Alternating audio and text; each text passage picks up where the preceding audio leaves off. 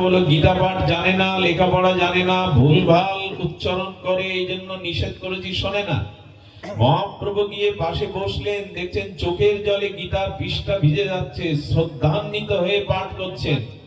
মহাপ্রভুকে দেখে এই গীতা পাঠক বৃদ্ধ বলছেন, প্রভু আপনি? বলে গীতা পাঠ করছো, উচ্চারণ ভুল, কিন্তু কেন তুমি কাঁদছো? বলো গীতার পৃষ্ঠাতে ভয় নাই আপনাদের, এইখানেও বিশ্বাস রাখুন, এইখানেও শ্রদ্ধা রাখুন, ভগবান নিকেতনে আমাদের কোনো অমঙ্গল হবে না। জয় শ্রীরাধে। তো বলছেন তুমি কেন পাঠ করছো, তোমার অঙ্গ কেন শিহরিত হচ্ছে? বলে গুরুদেবকে বলেছিলাম লেখাপড়া জানি না গুরুদেব। বলে প্রতিদিন গীতার পৃষ্ঠা খুলে যেমন হোক পড়বি, আর ওই পড়তে পড়তে দেখি গীতার অক্ষরের মধ্যে, পৃষ্ঠার মধ্যে গোবিন্দ অর্জুনকে রথে সারথি রূপে দাঁড়িয়ে দর্শন দিচ্ছেন, তাই তো আমি কাঁদি, তাই তো গীতা পাঠ শুনে আমি চোখের জলে ভেসে যাই। গুরুদেবের কথার প্রতি বিশ্বাস রেখে কৃষ্ণ দর্শন হয়ে গেল। মহাপ্রভু জড়িয়ে ধরে বললেন, এ পৃথিবীর শ্রেষ্ঠ গীতা পাঠক তুমি, গীতা পাঠের যে ফল ভগবত দর্শন সেটা তোমার হয়েছে, সার্থক তুমি যে তোমার গীতা পাঠে কৃষ্ণ দর্শন হয়েছে। এখানেও শ্রদ্ধা, এখানেও শ্রদ্ধা, এখানেও বিশ্বাস। আজ এটি আসুন আমরা ফিরিয়ে আনি। এই শ্রদ্ধা বিশ্বাস যেখানে নাই সেখানে কোনো কিছুই নাই।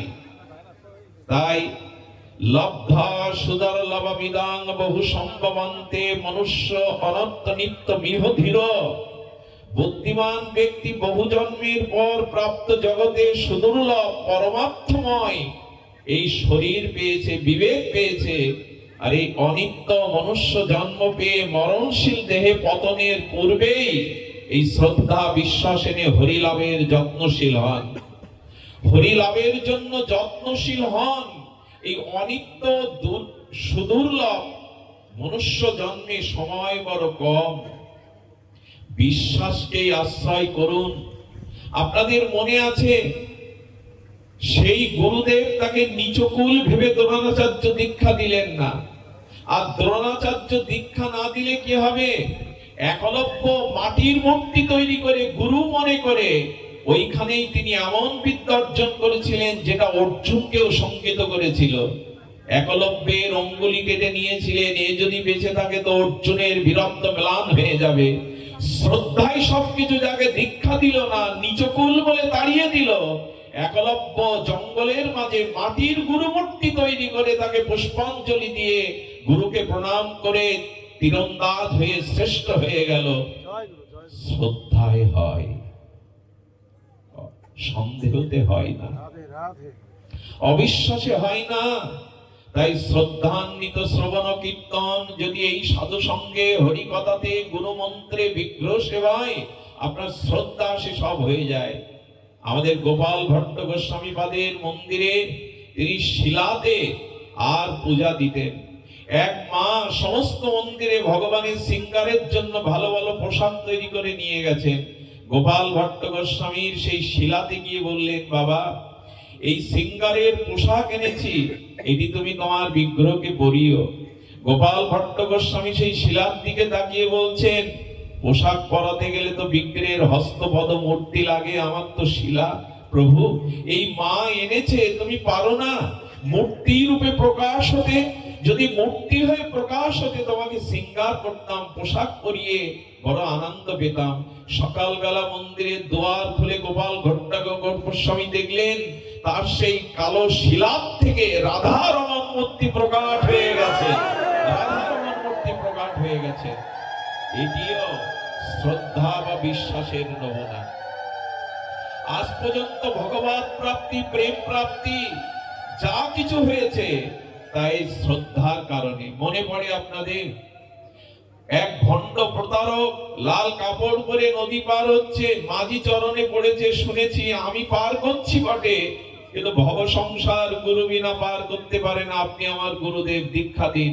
বললো টাকা পয়সা আছে, গুরুদেবার দক্ষিণা দেওয়ার আছে? বললো আছে।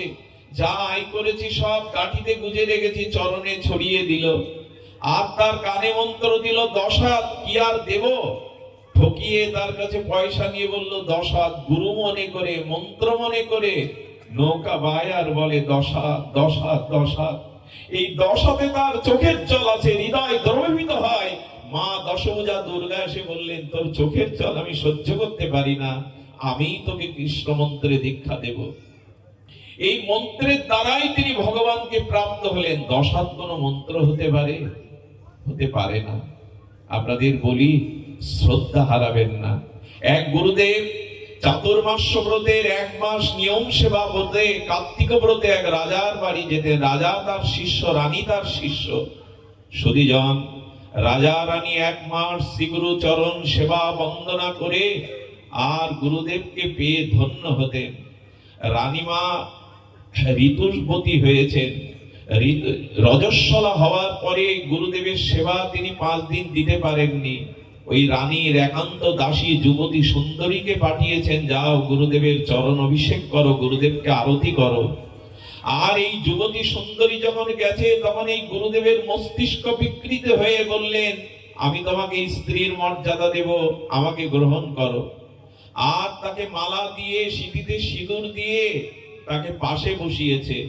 রানীমা পুষ্প স্নানের পরে রাজাকে নিয়ে যখন দেখছে যে তার দাসী গুরু মায়ের স্থানে বসেছে শয্যায়, মুখ নিচু করে যখন রানী চলে আসবে, রাজা বললেন, কোথায় যাচ্ছ?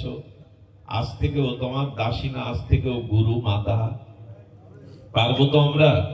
এরকম শ্রদ্ধা আনতে পারবো তো? বললেন, আজ থেকে গুরু মাতা, দুজনের চরণ অভিষেক করো, দুজনকে বন্দনা করো, দুজনকে আরতি করো। 15টা দিন রাজা রানী গুরু মা মনে করে নিজেদের দাসীকেও গুরু মায়ের মর্যাদা দিলেন। রথে করে যখন নিয়ে যাচ্ছেন, বনে গুরুদেব বলছেন, ভালো মন্দ 1 মাস পেয়েছেন প্রসাদ, বললেন ক্ষুধা লেগেছে।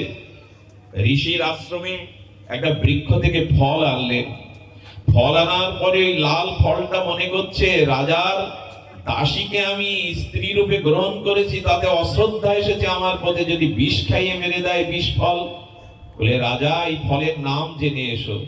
ঋষির আশ্রমে গিয়ে বললেন, ঋষিবর, আমার গুরুদেব এই ফল পাবে, যদি নাম বলতেন।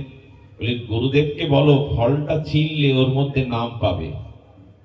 গুরুদেব এনে ফলটা যখন 2 ভাগ করেছেন, 2টো দৃশ্য দেখতে পাচ্ছেন, সিনেমার পর্দার মতো, চলচ্চিত্রের পর্দার মতো।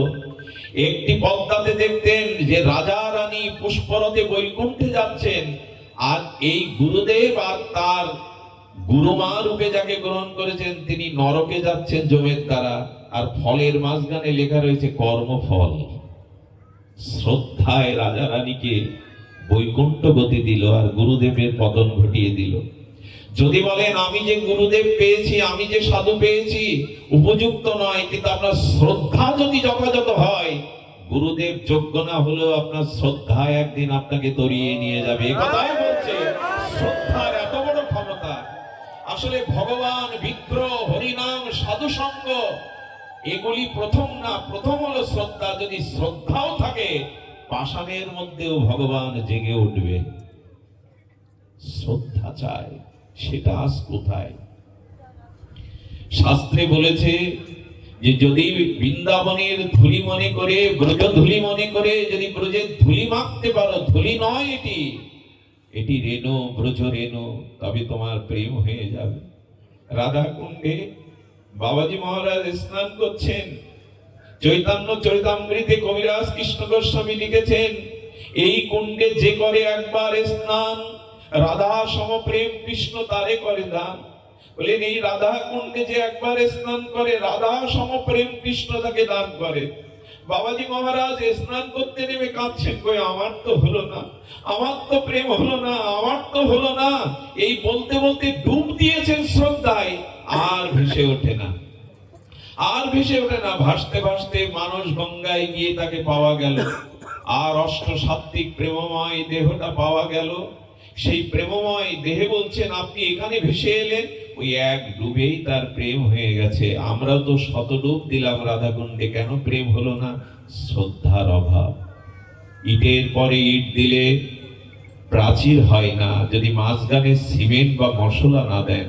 ঠিক তদুপরি জীবনে যদি শ্রদ্ধা না থাকে, বিশ্বাস না থাকে, তবে সবই শেষ হয়ে যাবে। অনুরোধ করব, সংশয়কে, সন্দেহকে যদি ঠকেন আপনি, তবে শ্রদ্ধা থাকলে, বিশ্বাস থাকবে, ঠকাবে এই ক্ষমতা জগতে কারো নাই, এই ক্ষমতা জগতে কারো নাই।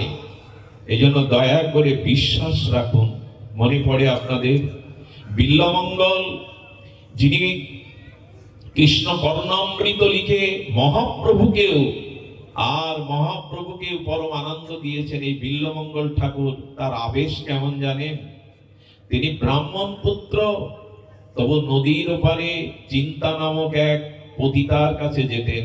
এত প্রবল আসক্তি যে বাবার শ্রাদ্ধের দিনে মনে করেছে আমি খাইনি বলে, আমার বাবার শ্রাদ্ধ কর্ম উপবাস বলে আমার চিন্তাও খাইনি। আসক্তি হলে যা হয়। আর এত আসক্তি, এত তার প্রতি বিশ্বাস, চিন্তা আমায় ফেলবে না। বিল্বমঙ্গল ব্রাহ্মণ সন্তান, পণ্ডিত, তবু চিন্তার প্রতি তার আসক্তি বিশ্বাসের কম নাই। মধ্যরাত্রে পিতার শ্রাদ্ধ কর্ম ছেড়ে আর চিন্তার কাছে চলেছে, হয়তো না খেয়ে আমার জন্য অপেক্ষা করছে। এই দেখুন, এক পতিতার প্রতি এত বড় আসক্তি, শ্রদ্ধা, বিশ্বাস তাকে কোথায় নিয়ে গেল।